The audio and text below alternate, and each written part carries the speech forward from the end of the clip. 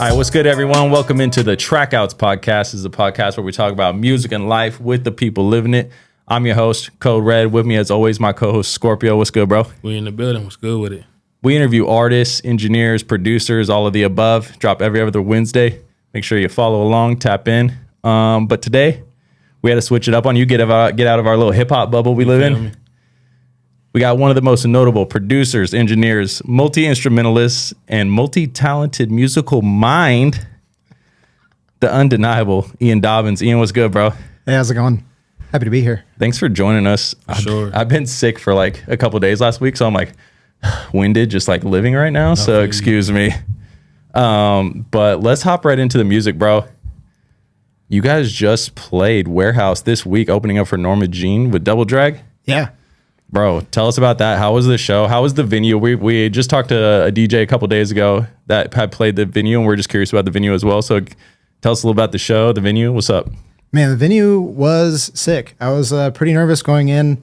Neil Smith is the guy who's running that show over there, who worked with us at Riot Room. He was the talent buyer. Yeah. So going in, they're using a Allen and Heath digital console and got JBL line arrays. It's stuff that like you're pretty familiar with. It's not anything that's like super new and upcoming or anything. And I didn't know what to expect. And man, that room just kills. Even with the freaking huge glass wall at the very back of it, it sounds great. It's a really, really cool venue. Very wide. So like people can all get in there and be a part of the show. And you're not like way back in the nosebleeds or whatever. But yeah, show was sick. Idle Airs was doing their record release show, which is Sean Ingram from the band Coalesce, started a project with Josh Barber, who's another producer here in town. Josh produced and recorded and helped write all of the Double Drag material from the full length onward, and we're in the process of doing our second record with him. And so they asked us to open that show, and we were like, I mean, yeah, duh. So the show, you guys were playing new material already? Have you like started playing new material? We surprised them and like finished two of the songs, and they were two of the like more challenging ones. And so we just tried it out. We kind of always teeter on this like not too heavy. We're not like heavy enough to be like a metal band, but we're not light enough to be like an indie band or whatever. So at this show, we played like only the heaviest material and just like really hammed it up. Yeah, For sure. Yeah. I think that's what I love about Double Drag is actually how you guys are just like touching heavy. You're never like fully like just like we're just gonna break it down or something like that. But you guys are just like touching the cusp of like this is heavy. Yeah. We want everybody to know that like it's loud as hell. Yeah. Like, it's loud, it's intense. You're gonna feel it, your body's gonna feel it. But like if you're not like a huge metalhead, there's still something there for you. Yeah. If it's not like completely like heavy, like what genre do you feel like you guys fit under? The Double Drag kind of started as I would call it like a shoegaze worship project where we were like, I just love, My Bloody Valentine and Slow Dive and Swerve Driver. And we just wanted to have this like huge wall of sound with guitars. But it was, we would get paired with metal bands a lot because obviously it's super loud. Mm-hmm. And so over time, your tastes change. You start to like be more directly inspired by other music. So like the last probably 5 years or so, Double Drag's been going since 2016. So, in the last 5 years, I got like way unapologetically into Limp Bizkit and Korn and just all the new metal stuff that everybody is also, I think it's like having a huge resurgence right now anyway. Yeah. But just like kind of taking that style and leaning into it and just be like, yeah, I want the ones to hit just stupid hard. Well, what I'll say about Limp Bizkit and Korn and those bands in that era, to me, it might just be because I grew up in that era, but the sounds, like the guitar tones and the drum tones are like so fire to me. That's what you think about whenever you think about good sounding records. You think about those high polished metal records. Yeah. And tonally, like drums especially like Significant Other and Follow the Leader era, Korn and Limp Bizkit, it's like the drums are just so like snappy but punchy at the same time. I'm just like amazed. And it was probably all analog, mixed analog, recorded, etc. I mean, might have been digital, playback, but but they obviously fire. I don't know who produced those records or what, but I know that like Terry Date's a huge like producer of that era, and like if you go back in his discography, like that guy's done everything. Yeah. Like, everything he does sounds like incredible. Yeah. Yeah. I can't speak specifically on any one of those bands, but that era of engineering is like, people need to be taking note of that for future music for sure. Well, when it comes to Double Drag, Alone with Everyone, 1 year anniversary just passed last month. Yeah. I mean, it seems like as a fan, the reception of that album was super fire. I loved the album so much. Thanks. What is it about working? You said the material was not only produced by Josh Barber, but he also helped write it. Yeah, I've anytime. So that process was wild, and I could probably talk the whole hour on just that specific thing because I'd never done it. You know, we all start engineering. I think that when you become an engineer, whenever you decide that you're going to start like figuring out how to record yourself at home on whatever microphone World of Warcraft thing you have laying around, and you're going to plug it into your computer, like you're just trying to capture the sound of yourself. Mm-hmm. And it was the first time that as an engineer, I was like, I want somebody else to do this. I don't want to think about it. I just want to go be an artist. Yeah.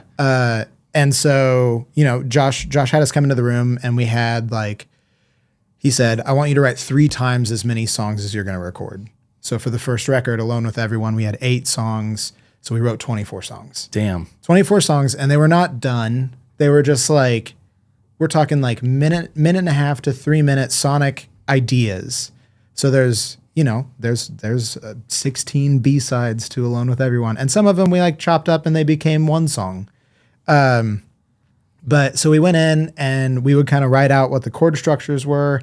And he's got a really like kind of niche, cool studio over off 18th Street. And there's no wall, or there's a wall, but there's no window. You can't see him while he's working. Mm-hmm. And so we wrote out we would write out an idea, and he would say, all right, go be a band. And we would go in, and for the first time ever, we would like play the song. And it sounded horrible. Like that was what we would do for pre-production. Yeah. So we do all the songs until we had a record's worth of songs. And then it was going in and retracking everything piece by piece and like fixing and fine tuning as we're going to create what feels like a record. And it was like the most eye-opening experience. Cause I mean, we grew up, especially did you all go to school for audio engineering? Yeah, I went to BRC. I thought so. Yeah. Did you also go to school? Somewhat, yeah. Somewhat, yeah. Sure. I went to KCK, and I got lots of feelings about going to school for engineering, and I think it's great and whatever. But like you get used to having a band. You always have to have a band come in and they live track, and you're like recording this live band. And you don't get to see the minutia details of what makes your favorite records. And doing that with him was that mind-blowing, mind-altering experience of like, oh shit, there's like all sorts of other stuff that happens that I never even thought about. Yeah. Scorp, you can probably speak on this because you're an artist as well as an engineer and producer. Mm-hmm. How do you guys feel when you say, you know, I let somebody else be the engineer producer and I just want to be the artist? What does that take something off your shoulders, or you're constantly like still got your mind in like producer mode while you're doing that? What's up? It's kind of changed for me. Like at first I used to always be like, yeah, I can't record myself. I don't like it. Cause I like you said, I like to have that freedom to just be the artist. I don't have to think about, okay, how do I need to record this in order to get it right when I EQ it or compress it or something like that. But now I find myself more so, I like recording with myself better, because I can sit there and just work it until it sounds the way I intend it to sound and not feel like I'm limited. You feel me? So now you like to engineer your stuff as an artist. Mm-hmm. 100%. So for you, when you say I wanted to let somebody else do it, was it a burden off your shoulders, or we're still thinking about it constantly? I think whenever it comes to double drags, I mean, whenever I demo, I don't want anyone to help me. Like if the demo is the idea, the demo is the piece of art from a at least from the rock or metal perspective. It's like, hey, I just want to get this like this palette. I want to push this palette forward. And then the engineer, I love having somebody come in who has a completely different perspective than my own. So like working with Josh is a great example where he's like, yeah, that song's everything in here is really cool. That transition, garbage. Okay. Let's fix it. Yeah. Like, let's figure out how to make it right. And it's a thing that I'm like too involved with it. I would never have even considered which parts aren't right. So like, and with vocals specifically for me, I'm not a super strong or confident vocalist. So like whenever I go into the studio, I kind of need somebody to be like, that wasn't very good. And I need you to deliver that very differently. Yeah. And so he's got like a really cool, I wouldn't say it's a kind bedside manner in the studio, but it's like, it's just enough to like pull you out of your shell and get you to do stuff that you wouldn't have thought you were capable of doing before. Yeah. So we said the sound of Double Drag is like a shoegaze. You know, we love shoegaze, but we're touching heavy. You know, we're just pushing the boundary of it too heavy. Where are you guys pushing the sound for the next record? The next record, there are 3. We were doing 10 songs this time instead of 8. There are 2 or 3 songs. The theme of the record, and I think we in one of our more recent Instagram posts we said it, and then when we got into the studio with Josh the first time, he's like, "What do you want to be different?" We said we want it to just be more. Yeah, more. More. We want it to be more heavy. We want it to be more gazy. We want it to be more hooky. We want it to be more cohesive. We want it, all the things. Like if it's going to be quiet, we want it to be like quiet as a mouse. And if it's going to be loud, we want it to just like destroy your mind.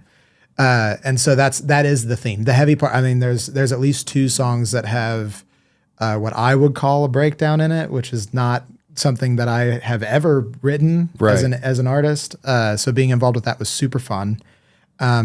And you know, you're doing it, and as an artist, you do stuff. I'm sure it's true in the hip hop world too, where you're going through a track and you're like, damn, that's cheesy. I don't want to do that. Right. I can't get myself to do that. And then you have somebody on the other side of the glass, figuratively, that's like, I'm gonna be honest with you, the audience has no idea. Right. They're not even thinking about the cheesiness of that. Right. They're not thinking about the tropes that you grew up loving that you're afraid to do because somebody's already done it. They just do it because it excited you, so it's going to excite them. Yeah.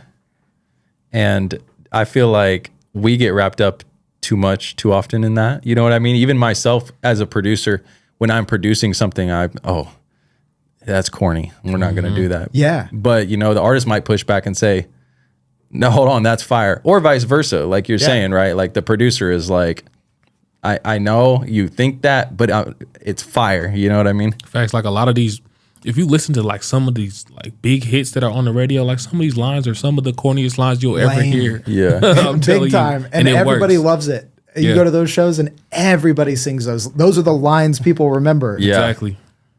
Which is wild. For sure. So last week we were talking to an artist named Zeph, or I guess 2 weeks ago. And we were talking about how we have a lot of happy accidents while we're recording. You just push the wrong button, or you know, you say the wrong word or whatever, but it's great. Mm-hmm. How often are those are happening in the rock world? Ooh, I would say whenever I'm working with a band, so only on the engineering production side, I lean into those mistakes constantly. Yeah. Like somebody hits the wrong pedal. I'm like, nope, keep it. That's cool. Yeah. Stop. Don't question it. Just track it. I'm taking a DI of it anyway. You know what I mean? Sorry. But with Double Drag, like occasionally it'll be like, man, why you got to put a flanger on everything? But then it stays, you know? So it's a lot of like kind of silly stuff where you're kind of trying to get everybody get a reaction from everybody in the room. Yeah. But then what actually happens is like that becomes the part. Yeah. Exactly. So a ton of that. I would say if it's a clean part in a Double Drag record specifically, if it's a clean part, there's something in there that was not on purpose. Right.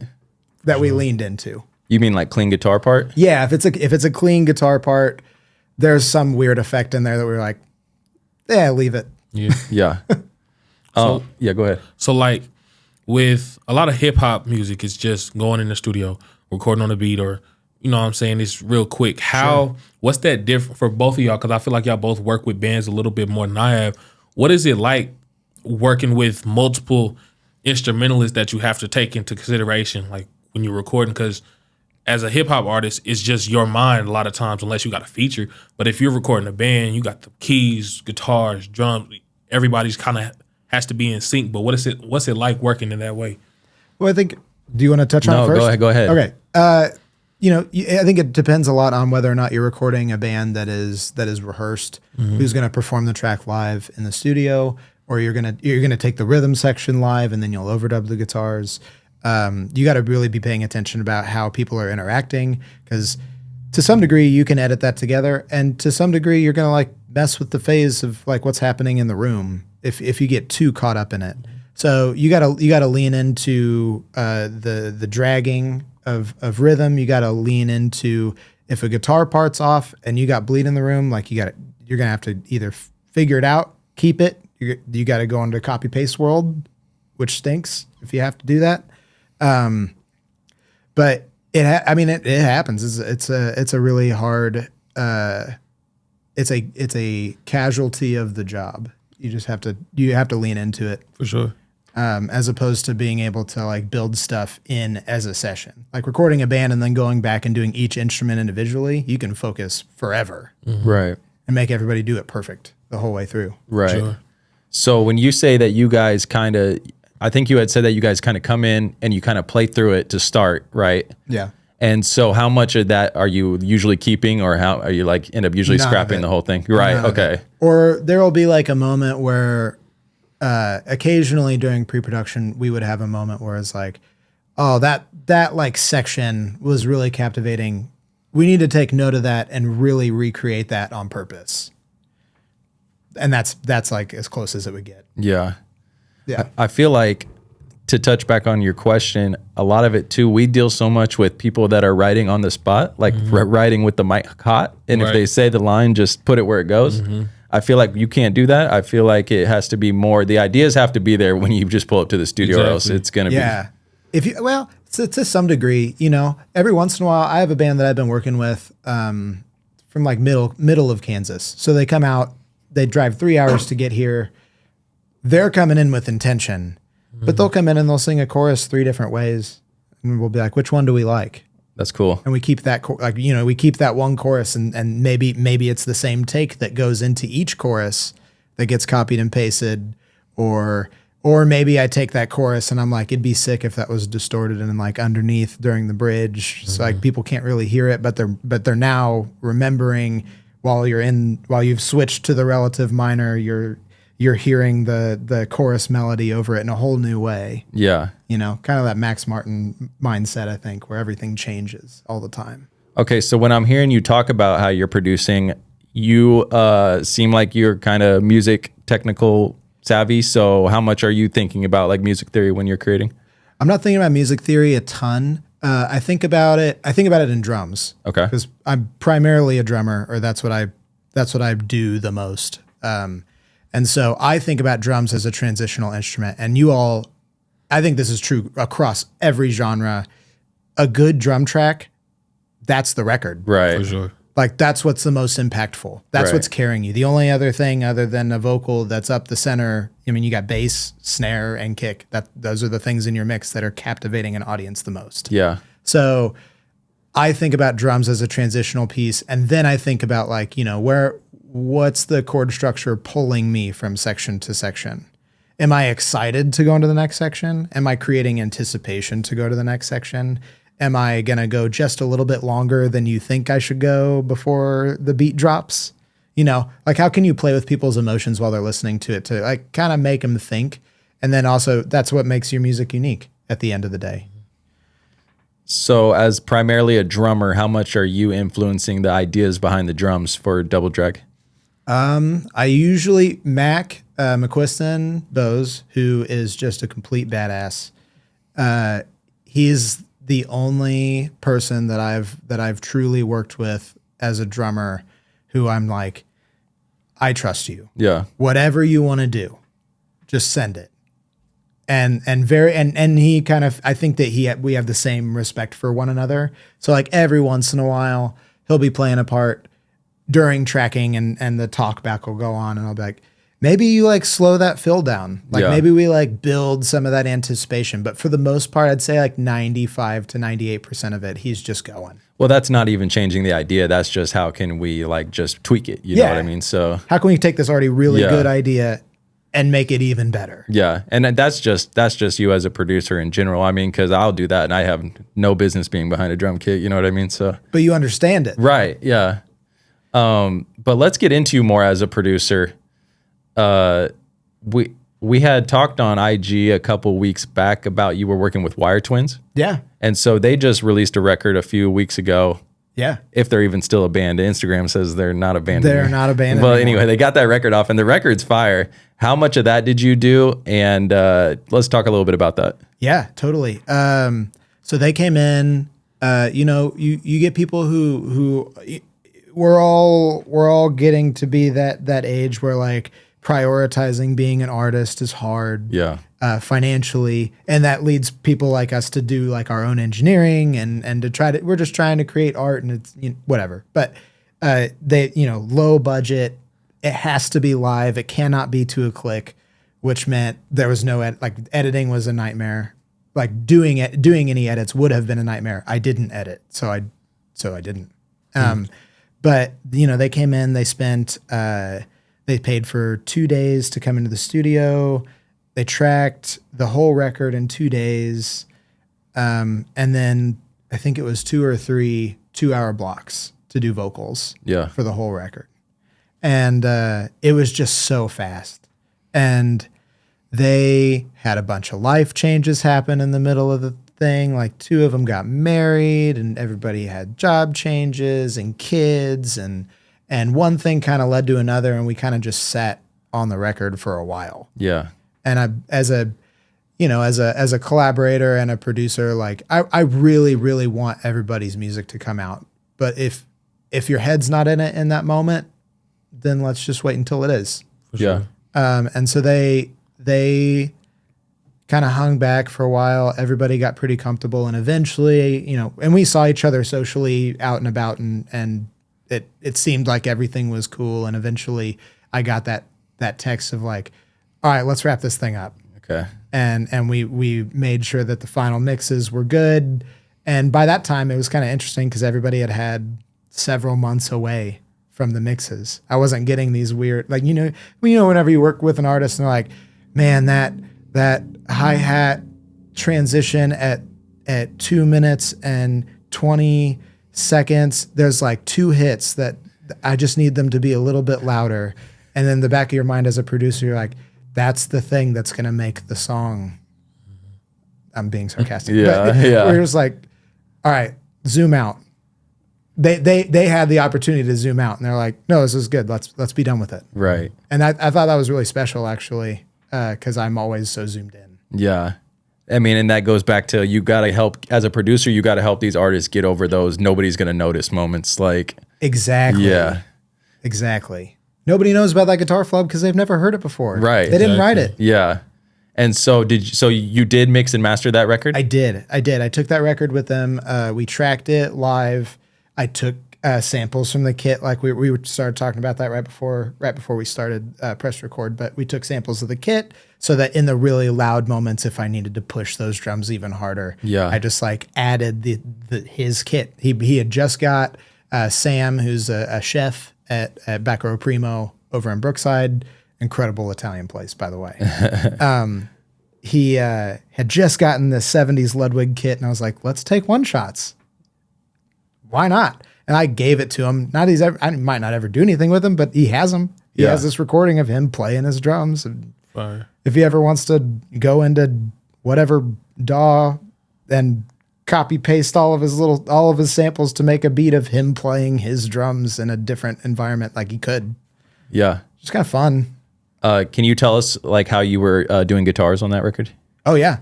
We had, at Element Recording, so we're both in KCK, like Yeah. your studio and Element, which I think is really cool. Shout out. And also sidebar, love this location, like how close you are to Sagebrush and all the Rosedale stuff. Yeah. And Garden House. And then also how close you are to like El Pollo Rey and all the really, really awesome food.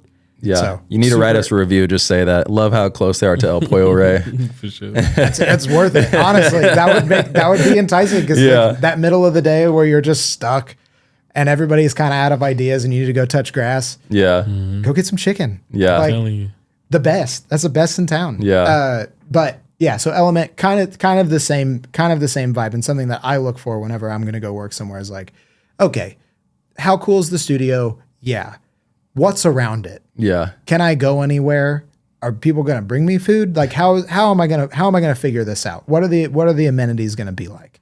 And Element is very much like that too. So I really appreciate this place in this location. But recording guitars with Wire Twins, Element has two dedicated large ISO booths and 3 dedicated small ISO booths. So I actually took Ben, the guitar player, recorded live with the band while standing in the booth with his half stack dimed.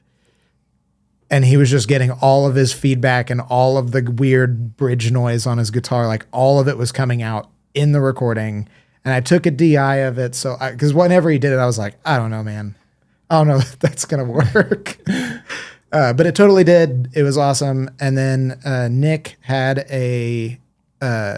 Ben's half stack is a Sun kind of Model T situation going on with a custom cab that he and his dad built. And then Nick did all of his main tracking from, I think it was a Marshall JMP, or it was a JTM.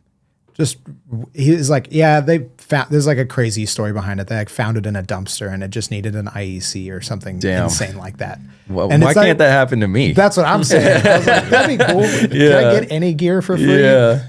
But so he recorded that using, I think it was one of Double Drag's like tall 412s. And he was outside of the booth. He was very controlled and collected with the rest of the band. But it was kind of sick now that we're thinking about guitars, whenever I went through and I was editing, thinking about how much of the drums were coming through in the bass guitar and Nick's guitar pickups were picking up the drums. They were all microphonic. Yeah. And it was so weird to mix to that. Yeah. Because as I turned them up, I could hear these weird little like upper order harmonic information from the cymbals. I was like, what's going on? Why are the drums going up as I'm turning this guitar up? Yeah. It was cool. So what were you doing to combat that? I wasn't. Oh, I letting it just rip. leaned into it. Yeah. Yeah. Okay. Let it be what it was. Yeah. I feel you. And that's, I mean, and they're like a post-hardcore kind of hardcore punk band. So like you can get away with that. Yeah. They weren't going for Eric Valentine pristine rock engineering record. They were going for, we want to be rowdy as hell in the studio and we want you to capture it. Yeah. So as far as the mix goes, where were you drawing the inspiration for the mix? Because I know we've just talked on how you've been leaning into like new metal for your heavy stuff, and this record was kind of dry like that, I thought. Yeah, much more dry. I was kind of trying to. I actually at one point, whenever I was doing the first round of mixing, I asked Joel for help, which I asked Joel for help with lots of things. Not usually with mixing. And Joel is the owner of Element? Yeah. Okay. Yeah. Joel owns Element. He's owned it for almost 30 years. Okay. You know? But I was like, yeah, I don't really know what to do with this. Like, Lauren has like such a unique and cool screaming voice. It's like I don't think there's any information in Lauren's screaming voice that is below 700 hertz. And so figuring out how to make that stick out in a mix without being sharp. Yeah. Right. And being, cause live, she's so commanding. Like you can't not look at her while she's performing. She's incredible. She just has like an incredible stage presence, incredible attitude. And I wanted to capture that in that recording. So I started listening to a lot of Refused. Okay. I was just like, what sounds cool in punk music? And anybody who likes punk music is going to listen to this and be like, that's not cool punk. But it is. So shut up. Yeah. But I was thinking about some of the screaming that happens in all those Refused records. I was like, yeah, we could totally make this work. So it's like, a little bit of like ping pong delay doubling and like doubled her voice. And then I actually threw it through a Coil Audio CA70, and I put the negative feedback all the way up. So it was like super dark. And I like kind of used that as a way to shift her voice down a little bit, and then pushed that to give it a little bit more body. Okay. And then it was just like a huge sidechain reverb. What mic were you using? For half of the record, I used a Roswell Delphos 2, which is a U67 clone. Okay. It is, and in my opinion, it is the best U67 clone. Thing sounds sweet. Yeah, big time. It's awesome. You want like super crisp. If that's what you want, if that is the kind of mic that you want, yeah, it's the one.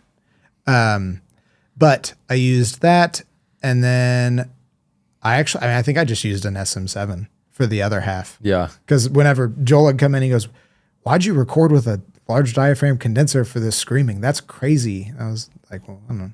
Sounds kind of cool." Sometimes I feel like, and this might be more in our world where we're doing hip hop and R&B, I'm almost like scared to sometimes not use a large diaphragm on vocals. Like, I'm like, I'm going to regret it if I don't. Do y'all ever get, I mean, I feel like I've done a really small amount of hip hop on like, and it's been quite a while, but do you all get vocalists who, I mean, we in all genres get super aggressive with vocals too, right? Yeah. Like if you get somebody that's got just like a super heavy delivery, just like throwing up a second mic. You know, it depends also, because I know another thing that we deal with a lot of time that you probably don't deal with as much is like 4 people are going to be recording vocals in an hour on this. Oh yeah. You know what I mean? Yeah. So it's like, we Everybody's just got to make it work. mic. Right. Yeah. Like, that would be so much fun. I'll bet it is fun. Yeah. But it's also, I mean, it kind of goes back into the live sound world a little bit, where it's like, you got to make a decision now. And you like, for anybody watching, that we worked together doing live sound, both at Riot Room and then for a short time at DSS. Mm-hmm. But yeah, in live sound, it's like, you have to make a decision and you have to stick to the decision, and there is no like deviating from it. Yeah. And we've talked about that a little bit as well. We've watched like some of the Eddie Kramer stuff, you know, just trying to educate ourselves. And it's like, they were basically committing to the whole mix of the record on the spot almost sometimes. Yeah, you know, absolutely. 4-track and even 2-track on stuff. Gonna like, keep bouncing it down. yeah. So I guess like what I've become more comfortable with in the last couple of years personally is committing stuff on the spot too. Like committing it to the audio. I mean, maybe not necessarily the mic. Maybe I'm still always going to have a large diaphragm set up for vocals, but like I'm not afraid to maybe commit what we've done to the wave. You know what I mean? Stuff like that. Sure. Yeah. That's a really valuable skill, and it's one I'm personally just working on. Yeah. I have such a hard time, and I don't even use that many plugins. That's another thing I'm working on. Where you're always a student of freaking mixing and recording. Yeah. Like, you can always get better. Facts. But like committing is so crucial. Because like computer starts to slow down. Yeah. It can't handle it. Like no matter how much you think you're reinventing the wheel, you're not. Yeah. Just commit it. So are you working in 4824 or are you working in 32-bit float? I'm working in 32-bit 48. Okay. I haven't, I mean, unless I'm going to go like record a symphony, I'm not going above 48. Yeah. And it already converts for video. Yeah. Like it just seems like that's the lowest common denominator is just going to 48 for me. Yeah. And what are you finding is the benefit of 32 versus 24-bit? Mostly that if I in newer Pro Tools, not necessarily the older versions, even though I had it as an option. I like that if I have somebody go in and they clip my mic really hard, that I can dial it back. Yeah. You can still save it. Yeah. Yeah. And that's really the only thing. Other than that, I'm just losing hard drive space. But and I think I've been using 4824 for the last few years, and I kind of want to get into 32-bit float more. When it first came out, like with the new Pro Tools, like you're saying, I was just like, oh, turn that on instantly. But then as I kind of found out, like I was never like actually like like intentionally doing stuff with it, I just went back to 48-24 because that's how when I bounce, I just kind of wanted the bounce to be exactly what I was hearing in the box. Sure, absolutely. I bounce it as 32. Okay. Also, Yeah. I'll bounce it 32 until we go. I mean, I'll bounce it to 32 to send to mastering. Yeah. I'm just like, you do all the conversion. Whatever your converters are better than whatever my converters are. Yeah. And then if I master a track, I always ask an artist what they're going to use as their distro. Is this going on CD? Then I'll give you a 44/116 bit. Yeah. And if it's going to CD Baby, I'll give you a 24. And if it's going to, what is the other one? Or CD Baby's 24. DistroKid can do 32. So I'll just give them whatever is going to fit on their, like whatever fits the needs, like the highest quality that they can handle for whatever distro they're going to use. I think that is, our worlds are a little different there too. Our clients are just like streaming is all they got any intention of doing. Yeah. So I kind of just got into the mode of just delivering 48-24 for everything for streaming. Sure. Yeah. That makes sense. Yeah. And that's a good way to do it. And I don't have a lot of, I primarily am using an Apollo rig at home. And then at Element, I've got an Avid rig. Mm-hmm. And the converters on the Avid rig are solid. I honestly I don't really even hear it, to be honest. I don't hear a huge difference between, I don't hear a discernible difference between 16 and 24 and 32. I just use 32 as a workable, like, I can save it if I need to. Otherwise I'm like, do I really notice? I get what you're saying. If you just played me a track and you're like, what is the parameters of this? I would probably it'd be a guess. You know what I mean? But if you told me, I'd be like, oh, I can hear it. Yeah. You know what I mean? Yeah. Like, I feel like it's like almost like a psychosomatic thing. Yeah, sometimes exactly. where I'm like, oh, you should have recorded it in 48. Like, if it's a good song's a good song's a good song. It's going to sound good in whatever format you put it in. Yeah.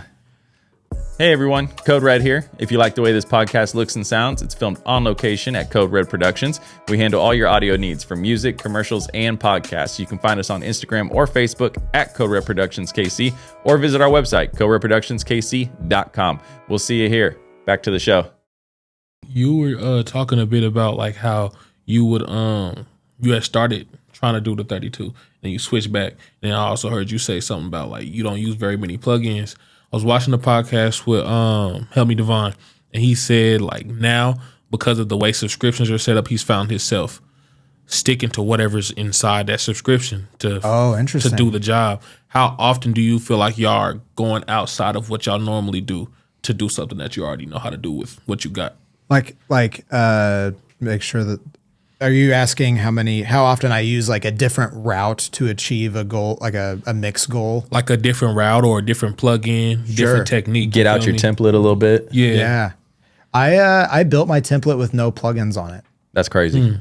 You're crazy, bro. I really did. Because everybody, at Element specifically, like I take cold calls. So, you know, I'll get a funk band, or I'll get an 8-piece jazz band with 2 drummers, or I'll get a metal band that wants to sound like, you know, Bring Me the Horizon or whatever. I'll get like, you know, a giant range of things, and none of those can be processed the same. Right. So my mix template is all routing. It's like, I know that I'm going to want snare saturation. I'm not sure which saturation I'm going to try to use. And I know that I'm going to want vocal saturation, delay, and reverb. I pretty much the most often that I do is I'll flip flop between Soundtoys Echo Boy and the Waves H delay. For sure. Those are on every mix for me. Too, yeah. For sure. Well, they sound the best, I think. Yeah, I don't know. Delay is fire. Yeah. Yeah. And I feel like they serve different purposes for me. I love how dark the Echo Boy is, but like the H delay can really be like in front. Yeah. Yeah. So that's super musical. Right. I find the Echo Boy is like, if I want something that sounds analog and cool, the H delay, I turn that analog knob all the way off. Every time. I hate it so bad. So loud. So loud too, bro. Like if you stop playback, you just it's like, bro, why? So loud. For sure. Yeah. Like that's the whole track. I got to get rid of that. Yeah. It's the only thing I can hear now. You asked me the other day too. I was like, bro, I've been taking CLA vocals off. It also has the built-in analog hiss. I mean, I guess a lot of plugins do because that's part of it, but I don't know. Sometimes my OCD kicks in and like I mix really clean. Like my shit sounds so clean all the time. So like sometimes if I just stop playback, my OCD is like, no, find where that hiss is at and get that out of there. And a lot of the times it's H delay. That analog knob was still on. Your clean mixes sound incredible, though. Appreciate it. They hit. Appreciate it. Yeah. I've been listening to like a lot of punk though and rock recently and really been envious of like the wall of sound that a lot of guys achieve, you know? Yeah. I've been trying to figure out how I can get a bigger wall, like that thing. Cause you know, whenever you're mixing something, and even if it's like genre adjacent, I know we've kind of been talking about the two worlds of like hip hop to rock, but like, you know, you do like a pop mix that has a lot of similar characteristics of both of those. You have like a bunch of analog instruments, but also you're supplementing in 808s, and you're adding this like kind of cookie cutter structure to it, and cookie cutter drum sounds that like are familiar to everybody's ears because it's going to go on the radio. Trying to remember where I was going with this. Oh, you're trying to make this wall of sound thing happen, and you start to think about how am I going to handle my mid-range to allow for this to be intense and not be too carved out. Yeah. Do you all struggle with that? That's my biggest hurdle right now. We talk a lot about how the mid-range is everything. You know what I mean? Like, because that's where the vocals are at. So, I mean, constantly fighting for real estate in there. Yeah. And I think I've suffered from that battle myself by sometimes my music doesn't have enough oomph and my vocals are just like right in your face. You know what I mean? Like, so sometimes I struggle with that myself, and that's just maybe a balance thing. I don't know. Maybe it's just balance, you know? Maybe. Do you send your vocals into a vocal bus before it meets the music bus? Yes. Okay. So I bus all my vocal tracks to a vocal bus. And recently I've been splitting up into multiple vocal buses. So like I'll have a lead vocal bus, and then I'll have like all the doubles have those on their own bus. Oh yeah.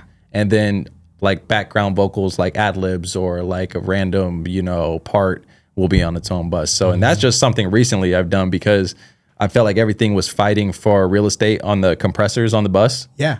And so now it's like they're not fighting each other for that same threshold, basically. Yeah. And then, all my music goes to a different bus, and then they meet each other in the master bus. Yeah. And so what are you doing on your master bus? My master bus is always my music bus, no matter what, always has the API 2500 and the Fairchild 670, the universal audio plugin. And they're doing less than a decibel of compression. Yeah. I just want it to like kiss the track. Yeah. Right. And but going into the master bus, but for what I only say that because I think that whenever it's off, it just sounds mushy and bad.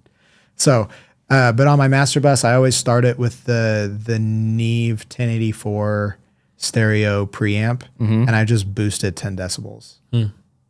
My mixes come in at like negative 16 lufs. Okay. Like it's pretty low. Yeah. Like I'm not mixing hot, or I'm striving to not mix hot. Okay, so when you're mixing, are you have all this stuff on the mix bus while you're mixing, or you will go back and like master it after? I will start. The first thing that I do in a mix is I will throw that API 2500 and the Fairchild on the mix bus. I throw the Waves vinyl mastering plugin on my drum bus. I've heard of that. You like it? I love it. It just does a weird thing to overheads. Overheads and rooms. It just makes the cymbals sound cooler. Yeah. Not better. Just cool. Not smoother, just cooler. Yeah. And the way that they hit that compressor at the end, I'm like, that's sick. Yeah. Where'd that come from? And I take it off. I'm like, it doesn't have as much life. Let's bring it back. Yeah. But so that's a constant. The two compressors on my music bus, and then it's the Neve 1084 is what I start with.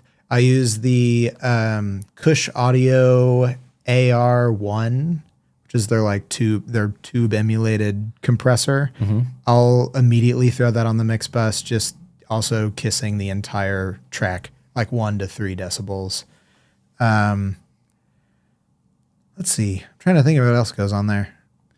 I've been messing with the Oxide plugin, just tape saturation. Yeah. And I try to think about it how I would think it, like the order of operations that happen at like an old studio work. So like the tape machine's the last thing before I bring it back into the limiter, just to see like what does the tape do at that point? You know what I mean? But you will start with the plugins on the master and then mix. Yes. Okay, got you. Yeah.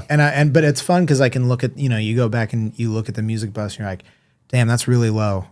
Like I have a lot of headroom. But in rock music, especially, like sometimes somebody's going to play a solo and it can be a really dense mix without being a really loud mix. Yeah. And I need that guitar to come over everything. I got like 20 decibels of headroom. Yeah. Yeah. So I'll just boost it. Yeah. I don't have to do a delay send or anything to like make that pop out. I just push it. Yeah. I'm working with way less headroom. Yeah. I'm going in at like -5 with nothing on there. Yeah. Like just off balance. But it sounds, and it sounds sick. Yeah. And I definitely, as an engineer for a long time, or as a mixer for a long time, I was mixing really hot until recently I dialed it back, starting with that Wire Twins record, actually. Yeah. But I got into when the pandemic hit, which I feel like I don't know anything about your engineering career, by the way. I'm sorry for not knowing that. This obscure motherfucker right here. I know. I have so many questions. Have you engineered forever? I'm not going to. I started in like 2021. Okay. When I started doing this. Is it while like everything was shut down and? Basically, like everything was starting to open back up is when I really jumped into it. You feel That's me? awesome. That's For like sure. such an interesting and cool time to do that. Low key. True. Yeah. Like that was, I think that's whenever you did your studio at home. Yeah. That's whenever I did my studio at home. Yeah. All the engineers just home studios during that Everybody was time. like, I'm buying a house and I'm building a studio. So kind of honestly like similar in that like you dove in. We all kind of dove in at the same time in like a really heavy way. Yeah. And coming back around to, no, I didn't lose it. I haven't lost it yet. We're good, bro. We're vibing. I know. No, I'm trying to remember. Oh, the time period in which we became. Nope, I lost it. It's gone. Sorry. Hey, 2021 was a good year, yo. But what did you say you had a question about? Something about Phineas, or I was talking about John Castelli. Oh, John Castelli, yeah. The mix with the master. I was just about. That's funny. That's what you remind me of my point. go ahead. What's up? Well, I haven't watched his mix for the Masters yet, but during the pandemic, whenever everything was shut down and everybody's kind of diving into stuff seriously, we were talking about headroom. Yeah. I started listening to that Live with Matt Rad podcast because it was just something. Yeah, And I listened like, to a lot of the episodes as well. Yeah, and then he like started this Discord that's got this crazy like amount of so many engineers and live sound engineers and songwriters, and he's got so many people on it. And I'm just like watching people communicate and listening to that podcast every week was like it was like becoming a student again. Yeah. Kind of, where I was like, oh yeah. And John Castelli was one of the people that was talking about like how much headroom he had in his mix. And I was like, whoa, because I'm clipping. Yeah, like I am pushing the limits of music. Not really. I feel like I've grown in that way in the last 2 years. Like I've figured out how to get loud without like just redlining everything. Yeah. And before that, it was almost like ignorance is bliss. Like I'm just bouncing my mixes at -12, -10 LUFS, and just I'm vibing. You know what I mean? Yeah. But now I realize that's not going to cut it, especially in our world, like where the speakers need to be blowing up when they put it on. Absolutely. And I'm sure that's the same for your world too. With whenever you. Even yourself with double drag, if like you guys want to hear that wall of sound and the drums still got to cut through there, you know what I mean? Yeah, I think Josh got me turned on to the Apogee soft limit clipper. I've been throwing that on some mixes at the end. Yeah. Just to like, if it's not super loud, I'll take it down until it like just barely is like kissing that track, and it acts as this like oomph. And so like even if it's like a quiet mix and you turn your speakers up, you're like, oh shit. this is super intense. Yeah. And that's been like getting accustomed to clippers is like a whole new world of dynamic range that I had never considered before. Yeah. I've got into gold clip recently on the master. Oh, We've been talking about that a lot. It just is like oomph out the gate. You just put it on and it's like, I don't even do anything with it. I just put it on there and turn it on. Yeah. Lifts it up. Yeah. We talked about the last time we got together. Oh, do we want to talk about the mix with the masters? Yeah. What'd you have about John Castelli? Oh, I was talking about how we were watching the Mix and Masters, and he said one of the things that he finds himself doing is not necessarily trying to make a mix his sound. Yeah. Just really just emphasizing what the song already is. And I feel like recently I've had to do that. Like I've backed off on what I do to each song and just let it kind of just be the song itself. Yeah, you get into all these tracks like with different artists and as mixers especially, you know, and not learning through people like John Castelli too. You realize that like, oh, a ton of people all over the world do this, and a ton of people only mix, and or some people only engineer, or some people only edit, or they only master. And here in the Midwest, as engineers, we kind of just have to do all of it. You know what I mean? So it's interesting to think about John Castelli specifically in that way. Yeah. For sure. I mean, and we had watched his mix with the masters, the ones he just dropped with the Billie Eilish record.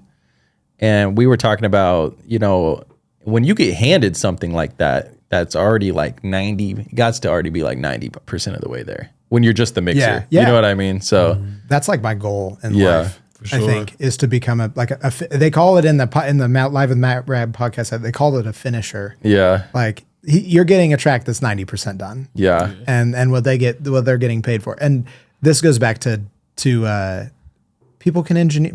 Our job right now post pandemic is like super complicated because you go to an engineer. I was thinking about this on my way here. Like you choose to work with an engineer if you don't have the microphones or the capability. You work with a producer if you need help with arrangement. Okay. And those are like two different things. Yeah. Mm-hmm.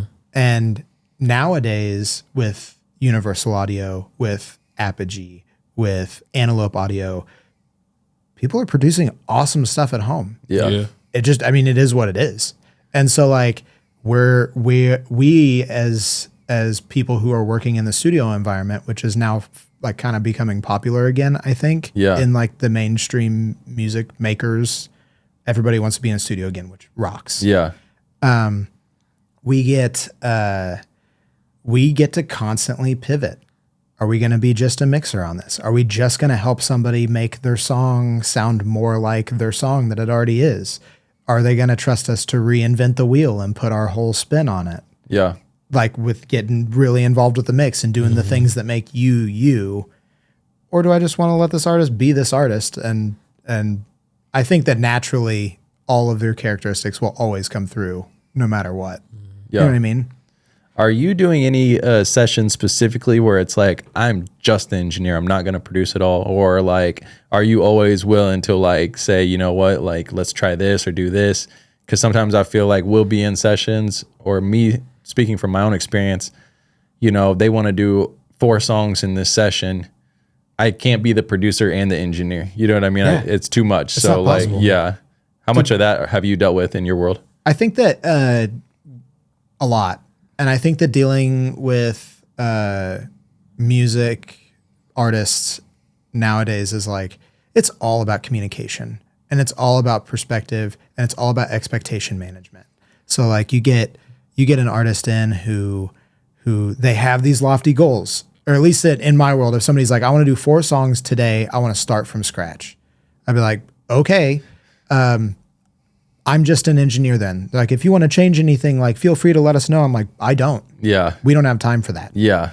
So that's what you get. Yeah. Like, it's that was it good, cheap, and you know what saying I'm talking about? Yeah, the 3, pick 2 of the 3. Yeah, you only get 2. Yeah. Like, good work. You can't get good work Quick, cheap, and good. Yeah, good, fast, and cheap. Yeah. Yeah. And it is that. It's same with engineering. Yeah. Like you can get a really well engineered track, but your arrangement might be ass. Right. And that's what it is. Yeah. Or maybe you're amazing and your arrangement is great and you just get to be an engineer and you don't have to put on that hat, which also rocks. Yeah. I want to get into a little bit of one of your other bands, Theirs. Oh, yeah. You guys dropped a single back in February. Yeah. And I know your bandmate Chase, they are an engineer producer as well. Yeah. So what was the collaborative process on that track like for you guys? So I've been playing with Chase since 2015 or 2016. I started playing on all of their solo material. And we get stuck. Like we've been doing the band for 10 years now, which feels like a really long time. And that's the same with Double Drag, just like feels like it's been forever, you know? And we were putting together this like whole record's worth of Theirs songs. And we decided we were going to record the first one. And I was like, at the time I was like, I want to have Kean Worden record it, or at least have him mix it. I want to have somebody else do it because I had that Double Drag experience. And I was like, it was amazing to just be an artist. And Chase is a really strong opinion engineer and mixer. And I'm a really strong opinion engineer and mixer. And I was like, what if we just go to somebody and like, we just get to be an artist and we don't have to think about it. You can just be a front person and I can just be a drummer and an arranger. Like, cause that's what I like to do. Yeah. And we had kind of like started to head in that direction. And then life is happening and budget stuff is happening. And we were just sitting out one night and it's never an argument, but it's always a passionate conversation. Yeah. Because you have strong opinions about art, of course. And I think we finally landed on like, all right, bulk engineering, bulk mixing. I'm going to do it. I was like, Chase, I want you to be an artist. I want you to just get to be an artist. I want to pursue all of these inspirations that you have that you don't get to experience because you're too in it. Like, let's just focus on the things that we love, and I'll be a drummer. But I'd also the hat's not the same. Like being a front person and having to engineer and mix a rock song is like, that's when you get 70 tracks. Yeah. That's whenever you're like not committing tracks and you just have so much stuff to work with and you don't know what to do. And then the song sits in the ether for like a year and you finally put it out and you're like, it's too dense. Yeah. I don't like it. There are too many ideas here. The hook's not strong enough. And so that was my only main job was to be like, no, we're going to do this exactly the way that we were talking about doing it. We are not going to deviate from that. Right. And I just want you to have a good time. Right. So there were moments where the lead singer syndrome almost took off, but you kind of were just like, we like it how it is. I actually think it was it was a collaborative effort. We were constantly checking ourselves. Yeah. Because and Chase fortunately doesn't have like a big lead singer syndrome thing. Yeah. So we would get going and Chase would be like, maybe like a Mellotron part here. And we would start to like edge towards it. And somebody, me or Sky or Chase, because Sky also is involved enough with engineering and working on music. And somebody would be like, no, we don't need that. Like, and sometimes we even plug the synth, like we'd plug a synth in and we'd start to play it and we're like, nope. So you did mix that record then? I did mix Midland Empire? Yeah. Excuse me. Yeah. So let's talk about that a little bit because we had mentioned how dry the Wired Twins mix was. And that song, Midland Empire, had like a super dry, like the verse was really dry. Yeah. And then you like soak it for the hook. It was at like 2 minutes to 20 seconds and it went crazy. Oh, yeah. It's just that, yeah. That was totally it was a collaborative idea to keep the verses dry. My initial mix one, you send to an artist. And it's weird when it's your own band. But you're sending, I sent mix one off thinking like, I really reinvented the wheel with this one. They're going to be shocked. And they were like, they were shocked. They loved the mix, but it was a point. It was a thing that we circled back to 5 or 6 times. Why is this verse so dry? And it was actually, I think it was Sky. Sky was like, I wish that verse wasn't dry. And Chase was like, no, I like it. It needs to be dry. And I was like, yeah, I like it. It needs to be dry. Yeah. I did that. Of course I want it to be dry. But then we agreed like, all right, if it's going to be dry, we're just going to send it on the chorus and just like crazy style. Just like I threw it through the Valhalla vintage verb. I threw it through, the Pro R. I threw it through the little plate at, in the danger zone where it's like starting to oscillate and it can't get rid of itself. And we did a couple different mixes with different reverb styles. Couldn't land on it. And I had just done a full rewire of Studio A with Joel. And just kind of, there was some stuff that like wasn't working exactly right. And we had kind of hit the ground running when the studio opened. And I had never used this piece of gear before. And we were like, let's try it. It was the Lexicon 224 freaking Game Boy controller. We were like, all right, what's the biggest, craziest thing we can find in here in the next 5 minutes? Yeah. And we just printed it and that was it. Nice. So all this arguing, not arguing, but all this like conversation of like what it was supposed to be and what it ended up being took like 5 minutes. What you got, Skorpsky? I know you said that you like drumming. You like drumming and arranging. What all instruments do you play? Like what all are you? Usually whenever people, my stock response to that is I will play whatever instrument you ask me to play.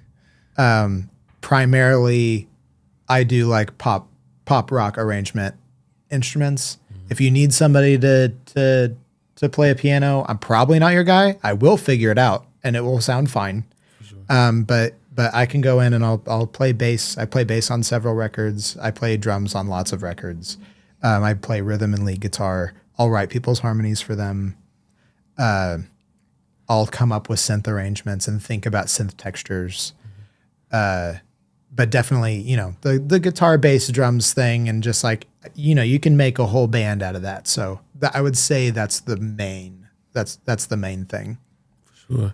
There's a song I was listening to your credits playlist. Oh, there's a song that you have you worked on called House Party. Yeah. Honeybees. Oh yeah. What all did you do on that track? Because I really was gravitating towards that one, and I liked that one a lot. Rocks. Yeah. I'm working on that second record right now. I'm mixing their second record. We just sent off the third song last night.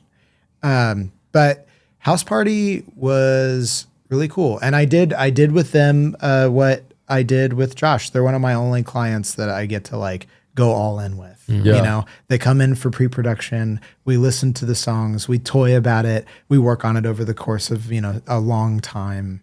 And so they did with House Party. I can't remember specifically, but I remember by the end of the mixing process of that song that it was basically Michaela, who is the singer of Honeybee and like the main songwriter. Michaela and I are just sitting in Studio A, just like throwing ideas at the wall on House Party specifically. And I'm sure it was probably Michaela because she's a genius, but she was like, I want you to put phaser on my voice. And that song, I'm pretty sure House Party is about like being too drunk at the party, right? Or at least like that's the vibe. Yeah. And so we were trying to think that was it. We were like, how do you convey that you're disoriented? So the phaser. Yeah. Phaser, and I had it panning from side to side too, so it was just like that woozy feeling. Yeah. And then where it all comes to a head is whenever that huge explosion happens, and from then on it's just rock and roll. That song rocks. I love that. Sure. I love that whole first record. The theme of the second record for them is just like, all right, we're just gonna try to outdo the first one. For sure. Let's hit a couple like industry things real quick, and then we'll wrap it up. So Spotify announces they paid out over $10 billion in royalties. 1,500 artists earned over $1 million. We were talking a little bit about this. Only 1,500? Does that seem high or low? What are we thinking? That's real low. Yeah. Low for sure. They think you on Spotify, you have to have like over 1,000 plays on a song now to even be recognized. Yeah. Which is, I think, how they get to pay out over 10 billion. Sure. Yeah. And I don't know. How do you all experience Spotify payouts? DistroKid. Yeah. I mean, honestly, I'm not to a point where I even like give a thought towards my streaming payouts. You know what I mean? Yeah. Like, but I just saw this number 10 billion and 1,500 earned 1 million. I thought that was kind of crazy low. Yeah, for sure. Yeah. Yeah. Oh, absolutely. Yeah.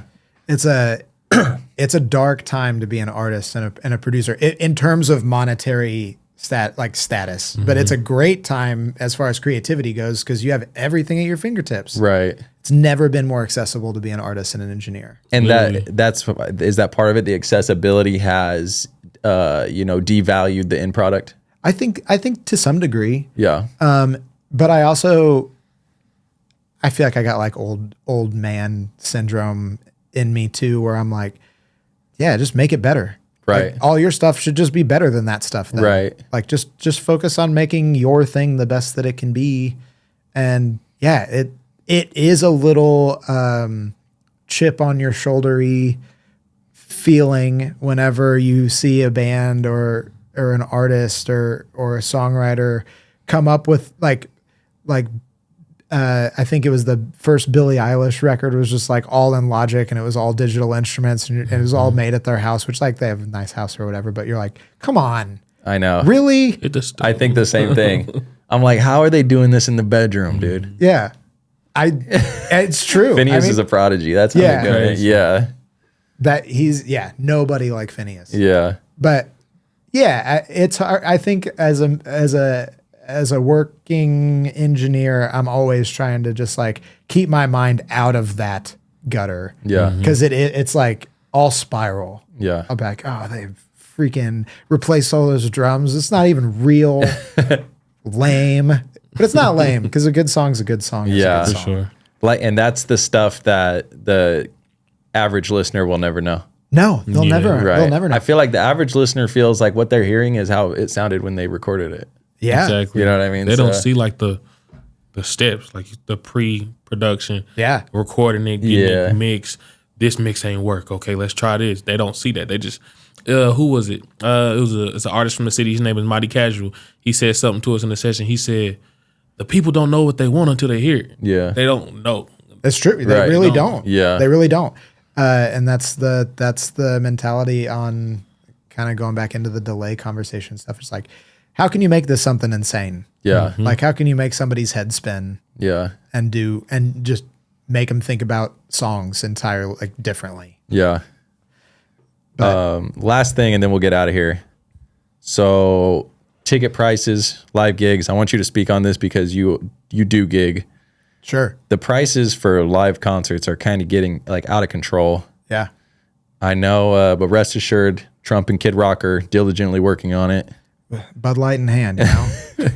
Or no, we like Bud Light now, right? They're good now. So, a broken clock is right twice a day. This is an issue that needs to be addressed and fixed somehow. But as somebody who gigs, I know like my $15, $16, $17 in fees aren't going to the band. So like what is your take as somebody that plays live a lot on the cost of tickets out here? It's interesting, you know, like I think that this day and age in music, people have really figured out a way to make an entire living off of being the middle person. Yeah. So like you have websites like Dice with all these service fees and Ticketmaster and Live Nation, you know, all of these additional fees, and it's all going to people who are doing these very small things to maybe make your concert more successful. Yeah.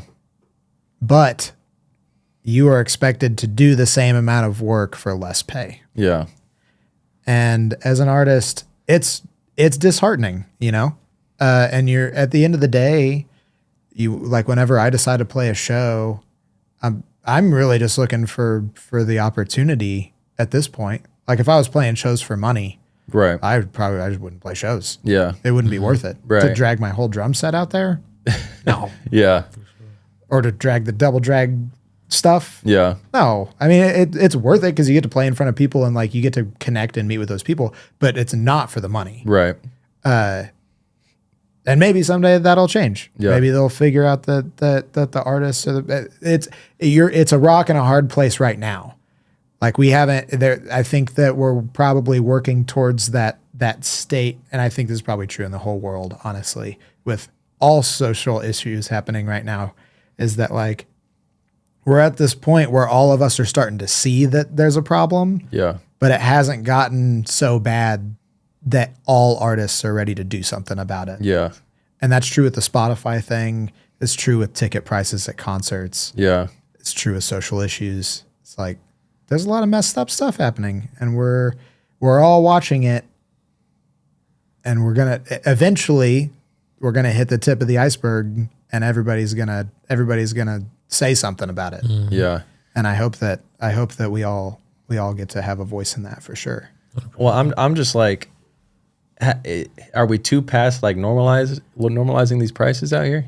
Well, I think we grew up with ticket prices that were larger than like what our parents did. So like to some degree, it's like you're thinking this is just a natural progression of things. Yeah. But also, I'm paying $30 to see a local show. Right. And I mean, the one that has me really shook recently is Deftones coming to T-Mobile Center. I'm glad that you mentioned that. And insane. I can't afford to go. I know. I've seen Deftones like 4 or 5 times, and it's been like $40 every time, and this time it's $140 Yeah. for one ticket. Yeah. The cheapest ticket available is $90.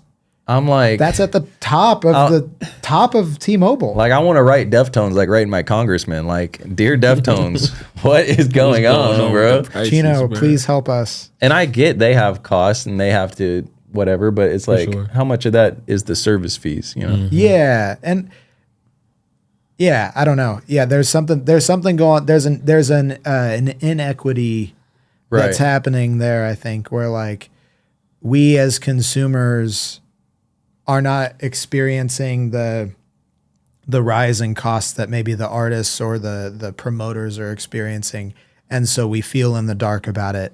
And it's hard because you want to put so much value on the music. Like, do I think $140 is worth it to see Deftones? Absolutely. Do I Yeah. have $140 for a Deftones ticket? Yeah. Not really. Yeah.